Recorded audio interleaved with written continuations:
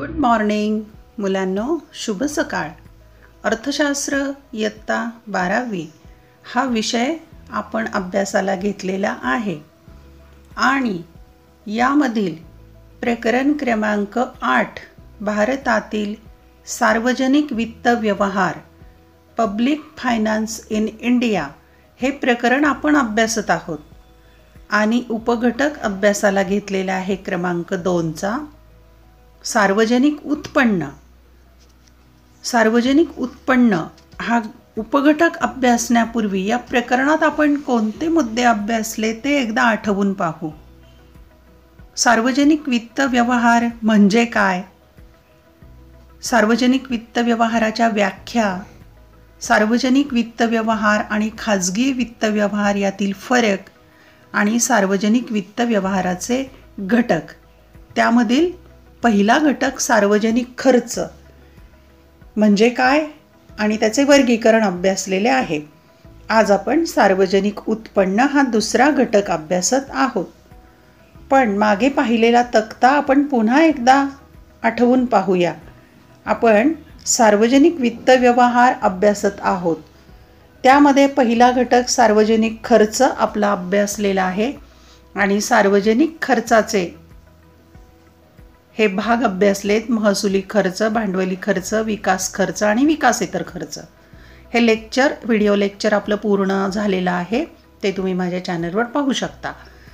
दुसरा भाग आज आपण अभ्यासणार आहोत. सार्वजनिक उत्पन्न म्हणजे काय, नंतर त्याचे प्रकार, कर आणि करेतर उत्पन्न, प्रत्यक्ष अप्रत्यक्ष कर आणि वस्तू व सेवा कर GST करांची तत्व, नंतर करेतर उत्पन्न कोणत्या मार्गाने मिळतं, ते 7 मुद्दे आपण अभ्यासणार आहोत. चला तर आपण पाहूया. सार्वजनिक उत्पन्न हा सरकारचा कर उत्पन्न गोळा करण्याचे मार्ग आपण पाहूया. विविध स्रोतांद्वारे शासनाला मिळणारे एकूण उत्पन्न म्हणजे सार्वजनिक उत्पन्न होय. अर्थशास्त्राच्या अभ्यासात जे स्थान उत्पादनाचे आहे तेच स्थान सार्वजनिक वित्त व्यवहारात सार्वजनिक उत्पन्नाचे आहे. अशा प्रकारे सार्वजनिक उत्पन्नाची गरज सार्वजनिक खर्चामुळे निर्माण होते. पहा की वेगवेगळ्या मार्गाने सरकारला मिळणारं एकूण उत्पन्न म्हणजे सार्वजनिक उत्पन्न होय. आणि अर्थशास्त्राच्या अभ्यासामध्ये उत्पादनाचं जे स्थान आहे तेच स्थान सार्वजनिक वित्त व्यवहारात सार्वजनिक उत्पन्नाचे आहे आणि सार्वजनिक उत्पन्नाची गरज सार्वजनिक खर्चामुळे निर्माण होते. उत्पन्न का आवश्यक आहे, तर वेगवेगळ्या प्रकारचा सरकारला खर्च करायचा आहे म्हणून. पाहूया आपण सार्वजनिक उत्पन्नाचे मार्ग किंवा स्रोत कोणते कोणते आहेत ते आपण पाहूया. अ भाग आहे कर उत्पन्न, ब भाग आहे करेतर उत्पन्न. कर उत्पन्नामध्ये कराचे वेगवेगळे प्रकार आहेत: 1 प्रत्यक्ष कर, 2 अप्रत्यक्ष कर. करेतर उत्पन्न कोणकोणत्या मार्गाने मिळते, त्यातला पहिला मार्ग आहे शुल्क, 2 सार्वजनिक वस्तू व सेवांच्या किमती, 3 विशेष अधिभार, 4 दंड व दंडात्मक रकमा, 5 भेटी व अनुदाने, 6 विशेष कर. आता आपण कर म्हणजे काय किंवा कराचे प्रकार अभ्यास करूया. कर म्हणजे टॅक्स, त्याची व्याख्या पाहूया आपण. कराची व्याख्या प्राध्यापक टॉसिग यांच्या मते शासनाकडून लागू केलेले इतर आकार आणि कर यामधील फरकाचा मुख्य गाभा असा की करदाता आणि शासन यांच्यात थेट लाभाचा व परताव्याचा अभाव असतो.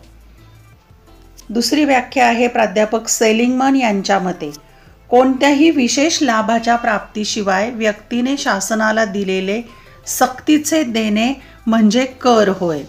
आपल्याला दोन्ही व्याख्या पाठ करायच्या आहेत. पहिली व्याख्या आहे प्राध्यापक टॉसिग यांच्या मते. काय म्हटलंय, शासनाने लागू केलेले वेगवेगळे आकार आणि कर यामधला मुख्य फरक असा आहे की करदाता आणि सरकार म्हणजे देशातील लोक आणि सरकार थेट लाभ किंवा परत काही त्याचं मिळेल न मिळेल किंवा लाभ मिळेल न मिळेल, प्रत्यक्ष लाभ मिळेल न मिळेल याचा अभाव आहे. सेलिंगमनने काय म्हटलंय, कोणत्याही विशेष लाभाच्या प्राप्तीशिवाय म्हणजे व्यक्तीला लाभ मिळेल त्या कराच्यापासून असं सांगता येत नाही. शासनाला दिलेले सक्तीचे देणे, सक्तीचे हा शब्द महत्त्वाचा आहे, सक्तीचे देणे म्हणजे कर होय. कर शासनाला द्यावाच लागतो सक्तीने. अशा या कराची वैशिष्ट्ये आपण पाहूया आता. 1. कर हे शासनाला द्यावयाचे सक्तीचे देणे असते. ज्या नागरिकांवर कर लागू होतो त्यांनी ते देणे कायदेशीररित्या बंधनकारक आहे. कर हा सरकारी उत्पन्नाचा मोठा स्रोत आहे. जर एखाद्या व्यक्तीने कर दिला नाही तर शासन त्या व्यक्तीला शिक्षा करू शकते. 2. समाजाच्या सामाजिक हितासाठी शासनाला करावा लागणारा खर्च भागवण्यासाठी करदात्याकडून कर घेतला जातो. म्हणजे शासन नागरिकांच्याकडून सक्तीने कर घेते. सक्तीने शब्द महत्त्वाचा आहे. आणि कायद्याने कर देणं बंधनकारक आहे, द्यावाच लागतो. आणि कर सरकारी उत्पन्नाचा मोठा स्रोत किंवा मार्ग आहे. कर दिला नाही तर व्यक्तीला शासन होतं, शिक्षाही होऊ शकते. समाजाच्या हितासाठी शासनाला करावा लागणारा खर्च भागवण्यासाठी करदात्याकडून कर घेतला जातो. कर का घेतला जातो तर समाजाच्या हितासाठी, समाजाची कामं करायची असतात म्हणून. पुढचं वैशिष्ट्य आहे क्रमांक 3. कराच्या मोबदल्यात कोणत्याही करदात्याला शासनाकडून कोणताही थेट किंवा प्रमाणशीर लाभ किंवा सेवा घेण्याचा अधिकार नसतो. आपण शासनाला कर दिलेला आहे म्हणून त्याचा काही आपल्याला थेट लाभ मिळेल किंवा प्रमाणशीर लाभ सेवा मिळेल असा नागरिकांचा अधिकार नाही. आणि 4. कर उत्पन्न मालमत्ता किंवा वस्तूंवर व सेवांवर लागू केला जातो. कर कशावर लागू केलेला आहे तर उत्पन्न, मालमत्ता आणि वस्तू व सेवांवर लागू केला जातो. ही 4 वैशिष्ट्य कराची आहेत. आता आपण पाहूया, तुम्हाला जे माहीत नाही ते समजावून घेऊ. कराची तत्वे, कर कोणकोणते आहेत, कशा तत्वानुसार कर आकारणी केली जाते. आधुनिक अर्थशास्त्राचे जनक ॲडम स्मिथ यांनी कराची खालील 4 तत्व सांगितलेली आहेत, तत्व किंवा नियम सांगितलेले आहेत. 1. समता किंवा समानतेचे तत्व. 2. निश्चिततेचे तत्व. 3. सोयीस्करतेचे तत्व. 4. काटकसरीचे तत्व. या 4 तत्वांचा आपण सविस्तरपणे अभ्यास करूया. क्रमांक 1. समानता किंवा समानतेचे तत्व. प्रत्येक व्यक्तीने आपल्या देय क्षमतेनुसार, देय क्षमता म्हणजे देण्याची क्षमता, आर्थिक क्षमता, प्रत्येक व्यक्तीने आपल्या देय क्षमतेनुसार शासनाला कर द्यावा असे स्मिथ यांनी सुचवले आहे. ॲडम स्मिथने सुचवलेलं आहे की प्रत्येक व्यक्तीने आपल्या देण्याच्या क्षमतेनुसार कर द्यायला पाहिजे. याचा अर्थ गरिबांच्या तुलनेत श्रीमंतांनी अधिक कर द्यावा, म्हणजे श्रीमंतांनी अधिक आणि गरिबांनी कमी. दुसरं तत्व आहे निश्चिततेचे तत्व. स्मिथ यांच्या मते करदात्याला आपल्याला किती कर, कोणत्या वेळी, कोणत्या स्वरूपात शासनाला द्यावयाचं आहे याचे पूर्वज्ञान असले पाहिजे. म्हणजे लोकांना माहिती पाहिजे की आपल्याला केव्हा कर भरायचा आहे आणि किती भरायचा आहे आणि कोणत्या स्वरूपात भरायचा आहे. की मार्च महिन्यामध्ये वर्ष संपताना, आर्थिक वर्ष संपताना सगळ्या लोकांना उत्पन्न कर द्यावा लागतो. सगळ्यांना माहिती आहे की आपल्याला मार्चमध्ये टॅक्स भरायचा आहे. कारण असं आहे की निश्चित करामुळे करदात्याला कराचा भार वाटत नाही. म्हणजे त्याला अगोदर माहिती असतं की आपल्याला कर द्यायचा आहे, म्हणजे त्याला अडचण येत नाही. हे तत्व भारतीय कर व्यवस्थेत प्रतिबिंबित झालेले आढळते आणि हे भारतामध्ये आपल्याला दिसून येत आहे. पुढचं तिसरं तत्व आहे सोयीस्करतेचे तत्व. या तत्वानुसार प्रत्येक करदात्याला जास्तीत जास्त सोयीस्कर वेळी व सोयीस्कर पद्धतीने कर लागू केला जावा. करदात्याच्या सोयीप्रमाणे कर लागू केला जावा. पुढचं शेवटचं तत्व आहे चौथं काटकसरीचे तत्व. या तत्वानुसार कर वसुलीचा खर्च किमान असला पाहिजे. जर कर वसुलीपैकी अधिकाधिक भाग कर वसुलीसाठीच खर्च होत असेल तर तो आदर्श कर मानला जात नाही. म्हणजे काटकसर करायची, कर वसूल करायचा आहे पण त्या वसुली करण्याचं जे काम आहे तो खर्च होणार आहे तो कमीत कमी असला पाहिजे तर फायदा होईल, नाहीतर तो आदर्श कर मानला जात नाही. आता आपण पाहूया कराचे वेगवेगळे प्रकार. कराचे मुख्य 2 प्रकार, एक प्रत्यक्ष कर, 2 अप्रत्यक्ष कर. प्रत्यक्ष कर पहिला. हा कर करदात्याच्या उत्पन्न आणि संपत्तीवर दिला जातो. ज्या व्यक्तीवर हा कर लागू होतो त्याच व्यक्तीवर कराचा भार पडतो. करदात्याला कराचा भार इतरांवर हस्तांतरित करता येत नाही. त्यामुळे प्रत्यक्ष कराचा कराघात व करभार एकाच व्यक्तीवर पडतो. उदाहरणार्थ वैयक्तिक कर, संपत्ती कर इत्यादी. पहा, इथे महत्त्वाचा मुद्दा सांगितलेला आहे की करदात्याच्या उत्पन्नावर आणि संपत्तीवर प्रत्यक्ष कर आकारला जातो. कराचा भार त्याच व्यक्तीवर पडतो. करदात्याला तो आपला जो भार आहे तो दुसऱ्याकडे हस्तांतरित करता येत नाही.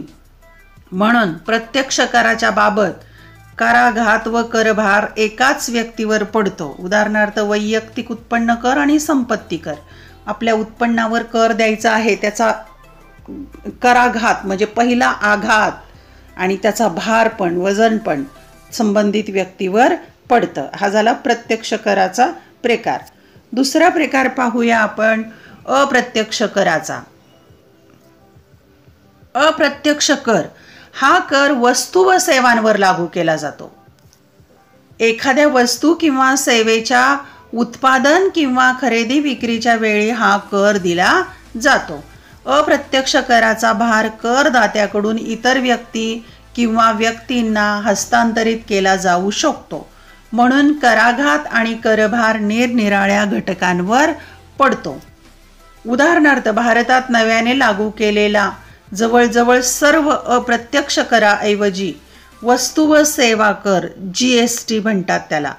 वस्तू व सेवा कर कस्टम ड्युटी होय. वस्तू व सेवा कर GST हा जो आहे अप्रत्यक्ष कर आहे तो वस्तू आणि सेवांच्यामध्ये ग्राहकाने दिलेला असतो. तो उत्पादकावर भार पडत नाही, घात होत नाही. अशा प्रकारे अप्रत्यक्ष कर वस्तू व सेवांवर लागू केला जातो आणि वस्तू व सेवेचं जेव्हा उत्पादन किंवा खरेदी विक्री होते तेव्हा दिला जातो. याचा भार जो आहे करदात्याकडून इतर व्यक्तींना हस्तांतरित केला जाऊ शकतो. म्हणून कराघात आणि करभार वेगवेगळ्या घटकांवर पडतो. प्रत्यक्ष कर मात्र वेगवेगळ्या व्यक्तींवर पडत नाही. कराघात आणि करभार एकाच व्यक्तीवर पडतो. इथे अप्रत्यक्ष मात्र वेगवेगळ्या घटकांवर पडतो. याचं उदाहरण आहे आजच्या काळातला GST हा वस्तू व सेवा कर आणि कस्टम ड्युटी होय. हे 2 अप्रत्यक्ष कराचे प्रकार. आता पाहूया तुम्हाला या गोष्टी माहीत आहेत का. कराच्या कायद्यानुसार प्रत्यक्ष कराचे वर्गीकरण 3 गटात केले जाते. आता प्रत्यक्ष कर पहिला जो प्रकार आहे त्याचे वर्गीकरण 3 गटात केले जाते. 1 प्रमाणशीर कर. व्यक्तीच्या उत्पन्नावर जेव्हा एकाच दराने कर आकारणी केली जाते तेव्हा त्यास प्रमाणशीर कर असे म्हणतात. म्हणजे सगळ्या लोकांच्या उत्पन्नावर एकच दर, एकच टक्केवारी किंवा जे प्रमाण असेल ते समान, त्याला प्रमाणशीर कर म्हणायचं. दुसरा आहे प्रगतिशील कर. व्यक्तीच्या उत्पन्न वाढीच्या प्रमाणात जेव्हा कराचे दरही वाढत असतात तेव्हा त्यास प्रगतिशील कर असे म्हणतात. म्हणजे उत्पन्न वाढलं की कर द्यायचं प्रमाणही वाढत जातं. भारतात अशी प्रगतिशील कर रचना प्रचलित आहे की ज्याचं उत्पन्न जास्त आहे त्याला अधिक कर वाढवला जातो. प्रगतिशील कर रचना. तिसरा प्रकार आहे प्रतिगामी कर. यात जसजसे उत्पन्न वाढत जाते तसतसे कराचे दर कमी होत जातात उलट. म्हणून हे 3 प्रकार आहेत: प्रमाणशील कर, प्रगतिशील कर आणि प्रतिगामी कर. प्रत्यक्ष कराचे 3 प्रकार. आता आपण ब भाग पाहूया. करेतर उत्पन्नाचे स्रोत किंवा करेतर उत्पन्नाचे मार्ग. प्रशासन, व्यापारी, उपक्रम, देणग्या आणि अनुदाने इत्यादीद्वारे मिळालेल्या सार्वजनिक उत्पन्नाला करेतर उत्पन्न असे म्हणतात. हे स्रोत करापेक्षा भिन्न आहेत. आता कर हे सक्तीचे आहेत, पण हे जे आत्ता करेतर उत्पन्न आहे कराच्या पेक्षा वेगळे, कराच्या व्यतिरिक्त मार्ग आहेत सरकारच्या उत्पन्नाचे. पाहूया आपण. 1. शुल्क. 2. सार्वजनिक वस्तू व सेवांची किंमत. 3. विशेष अधिभार. 4. दंड व दंडात्मक रकमा. 5. भेटी, अनुदाने व देणग्या. 6. विशेष कर. 7. कर्ज. हे करेतर उत्पन्नाचे मार्ग आहेत. त्याचा सविस्तर आपण अभ्यास करूया. 1. शुल्क. शुल्क म्हणजे फीज.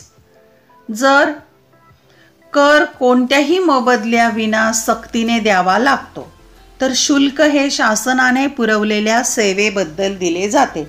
शासन नागरिकांना काही सेवा पुरवते त्याबद्दल द्यावे लागणारे शुल्क. उदाहरणार्थ शैक्षणिक शुल्क, नोंदणी शुल्क वगैरे.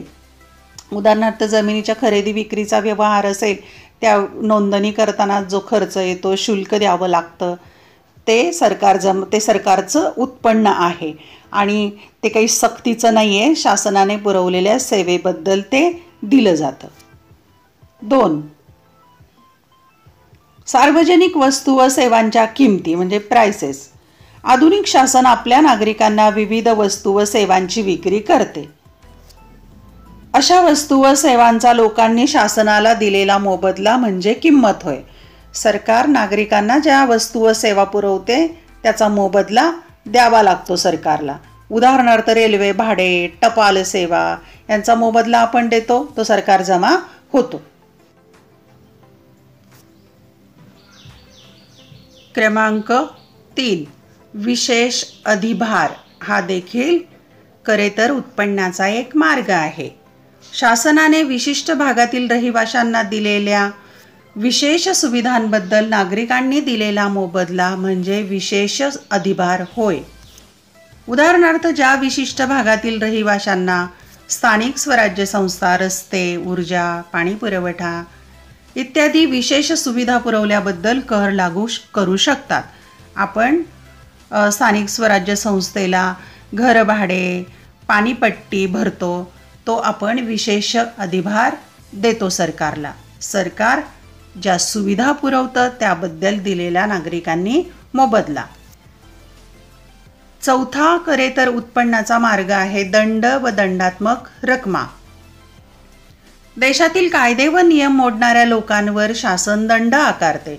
हा दंड आकारण्याचे उद्दिष्ट उत्पन्न कमविणे नसून लोकांना शासनाचे नियम तोडण्यापासून परावृत्त करणे हे आहे. उदाहरणार्थ वाहतुकीचे नियम मोडल्याबद्दल होणारा दंड. उदाहरणार्थ एखाद्या व्यक्तीने हेल्मेट घातलेलं नाही म्हणून त्याला दंड आकारला तर त्याचं उद्देश किंवा उद्दिष्ट उत्पन्न कमावणे हा नसतो, तर लोकांनी नियम पालन केलं पाहिजे म्हणून दंड केला जातो. 5. उत्पन्नाचा मार्ग आहे भेटी, अनुदाने व देणग्या. शासनाला आपल्या नागरिकांकडून व इतरांकडून भेटीद्वारे उत्पन्न मिळू शकते. उदाहरणार्थ पंतप्रधान, राष्ट्रपती परदेशात गेल्यानंतर त्यांना भेटी मिळतात, देणग्या मिळतात. त्या व्यतिरिक्त शासनाला विदेशी शासन व संस्थांकडून सर्वसाधारण किंवा विशिष्ट हेतूसाठी अनुदाने मिळू शकतात. दुसऱ्या देशाकडून भेटी, अनुदाने, देणग्या मिळतात. भारतासारख्या विकसनशील देशात विदेशी सहाय्य हा विकास खर्चाचा एक महत्त्वपूर्ण स्रोत झाला आहे. मात्र हा उत्पन्नाचा स्रोत अनिश्चित स्वरूपाचा आहे. भेटी, अनुदाने, देणग्या किती मिळतील हे निश्चित नसते. 6. उत्पन्नाचा मार्ग आहे विशेष कर. ज्या वस्तूंचा उपभोग नागरिकांच्या आरोग्य आणि हितासाठी बाधक ठरतो अशा वस्तूंवर हा कर लागू केला जातो. दंडाप्रमाणेच या कराचे उद्दिष्ट उत्पन्न मिळविण्याचे नसून लोकांनी अहितकारक वस्तूंच्या उपभोगापासून परावृत्त व्हावे हे असते. उदाहरणार्थ मद्य, अफू आणि इतर अंमली पदार्थावरील कर इत्यादी. व्यसनांच्या पदार्थावर सरकार जे कर आकारतं त्याचा हेतू उत्पन्न मिळवण्याचा नसून लोकांनी या वस्तू टाळाव्यात हा असतो. 7वा उत्पन्नाचा मार्ग आहे कर्ज. शासनाला लोकांकडून ठेवी, कर्ज रोखे इत्यादी माध्यमातून कर्ज घेता येते. याशिवाय विदेशी शासन आणि आंतरराष्ट्रीय नाणेनिधी, जागतिक बँक इत्यादी संस्थांतून कर्ज मिळू शकते. सरकारला कर्ज आपल्या देशातही मिळतं आणि बाहेरच्या देशातून किंवा जागतिक संस्थांच्याकडूनही मिळू शकतं. आधुनिक काळात कर्ज हा शासनाचा अधिकाधिक उत्पन्नाचा स्रोत बनत आहे. अधिक जास्त उत्पन्न इथून मिळू शकतं. आता आपण पाहूया व्यवहारामधील एका कराची माहिती जी तुम्हाला माहीत आहे का? वस्तू आणि सेवा कर, त्याला GST असं म्हणतात. भारतात वस्तू आणि सेवा कर 1 जुलै 2017 पासून अंमलात आला आहे. हा कर वित्तीय उत्तरदायित्व आणि अंदाजपत्रक व्यवस्थापनाच्या अंमलबजावणी कायद्यावरील केळकर कृती समितीने जुलै 2004 मध्ये सुचवला होता. 1 जुलै 2017 मध्ये निर्माण झालेला हा कायदा आहे आणि जुलै 2004 मध्ये केळकर कृती समितीने सुचवलेला. भारतीय राज्यघटनेतील 101वी घटना दुरुस्ती सुधारणा कायदा 2016 अन्वये वस्तू व सेवा कर परिषद स्थापनेची तरतूद केली गेली. या परिषदेत केंद्रीय अर्थमंत्री, महसूल राज्यमंत्री आणि प्रत्येक राज्याचे अर्थमंत्री यांचा समावेश असतो. या परिषदेला वस्तू आणि सेवा कर, दर, सूट आणि किमान पातळी इत्यादींबाबत शिफारसी करण्याचा अधिकार आहे.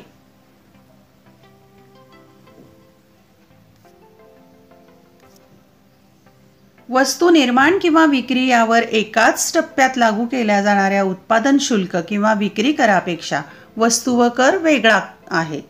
देशभरात वस्तू आणि सेवांवरील तो एक व्यापक कर आहे. केंद्र आणि राज्य शासनाच्या पुढील कराऐवजी वस्तू आणि सेवा कर लागू केला गेला. म्हणजे आजच्या काळामध्ये फक्त GST कर लागू आहे, पुढील कर बंद केले. केंद्रीय उत्पादन शुल्क, सेवा कर, अतिरिक्त सीमा शुल्क, राज्यांचा मूल्यवर्धित कर, प्रवेश कर, करमणूक कर इत्यादी. अपेक्षित उत्पन्नाच्या त्रुटीसाठी सेवा कर CGST म्हणजे सेंट्रल गव्हर्नमेंटचा हा कर. देशांतर्गत वस्तू व सेवांच्या पुरवठ्यावर केंद्र सरकारने आकारलेला कर म्हणजे केंद्रीय वस्तू व सेवा कर होय. पुढचा कर आहे स्टेट गव्हर्नमेंटचा. राज्य वस्तू व सेवा कर SGST. वस्तू आणि सेवांचा उपभोग घेतल्यामुळे राज्य सरकारला मिळणारा कर म्हणजे राज्य वस्तू व सेवा कर होय. हा कर वस्तू आणि सेवांच्या उत्पादनावर आकारला जात नाही. एकत्रित वस्तू व सेवा कर IGST. हा कर IGST कायद्यामुळे सर्व आंतरराज्य वस्तू व सेवांच्या पुरवठ्यावर लागू केला जातो. नुकसान भरपाई कर राज्य शासनाच्या अपेक्षित उत्पन्नातील त्रुटीच्या भरपाईसाठी असणारा नुकसान भरपाई कर.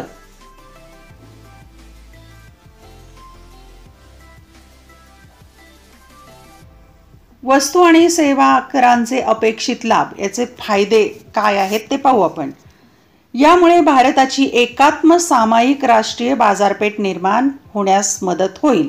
एकच बाजारपेठ संपूर्ण भारताची एकात्म. यामुळे विदेशी गुंतवणुकीला आणि मेक इन इंडिया चळवळीला चालना मिळेल. विदेशी गुंतवणूक आपल्या भारतात येईल आणि मेक इन इंडिया ही चळवळ चांगली होईल. यामुळे कराचे दर, प्रक्रिया आणि कायदे यांच्यात सुसूत्रीकरण होण्यास मदत होईल. कराचे दर, प्रक्रिया आणि कायदे सुसूत्रीकरण. यामुळे निर्यात आणि वस्तू निर्माण क्रियेला चालना मिळेल. निर्यातीला फायदा होईल आणि वस्तू उत्पादन वाढेल. देशातील एकूण गुंतवणूक स्थितीमध्ये सुधारणा होईल.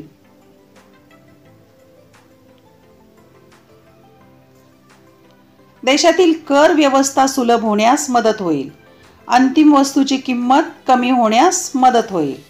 या करामुळे औद्योगिक क्षेत्राला चालना मिळेल. वस्तू आणि सेवा करामुळे अधिक रोजगार निर्मिती आणि अधिक वित्तीय संसाधनांची निर्मिती होऊन दारिद्र्य निर्मूलनास मदत होईल. मात्र वस्तू आणि सेवा करांच्या कामगिरीचे मूल्यमापन इतक्या अल्पावधीत करणे शक्य नाही. काही कालांतराने मूल्यमापन करणे सहज शक्य होईल. आता पहा, इथे वस्तू व सेवा कर पावतीचा एक नमुना आहे. हॉटेलमध्ये गेलेले XYZ व्यक्ती आणि ती पावती आहे. इथे बिल नंबर दिलेला आहे, टेबल नंबर आहे, कोणी सेवा दिली त्या व्यक्तीचं नाव आहे, डेट दिली आहे, टाईम दिला आहे, व्यक्ती दिले आहेत आणि अन्नपदार्थ काय काय घेतलेले आहेत त्या वस्तूंची नावं आहेत, क्वांटिटी किती प्रमाणात घेतले ते दिले, त्याचा भाव काय आहे, रेट दिलेले आहेत, अमाऊंट त्याचे पैसे किती आहेत ते दिलेलं आहे आणि इथे टोटल दिलेली आहे. त्यामध्ये CGST म्हटलं आहे आणि ते SGST हा 2.5% मिळून 5% GST आहे. सेंट्रल गव्हर्नमेंटचा 2.5% आणि स्टेट गव्हर्नमेंटचा 2.5% आणि मिळून मग टोटल इथं बिल दिलेले 98 रुपये 75 पैसे स्टेटचा आणि सेंट्रलचा पण तो 2.5% आहे. बिलावर इथे वॅट नंबर दिलेला असतो, व्हॅल्यू ॲडेड टॅक्सचा, GSTचा पण नंबर आहे, इथे साईन असतात. अशा प्रकारे अशी पावती तुम्ही अभ्यास करू शकता व्यवहारामध्ये. धन्यवाद. व्हिडिओ आवडल्यास चॅनल सबस्क्राईब करायला विसरू नका, बेल आयकॉन दाबायला विसरू नका आणि आपल्या मित्रमैत्रिणींना व्हिडिओ पाठवा.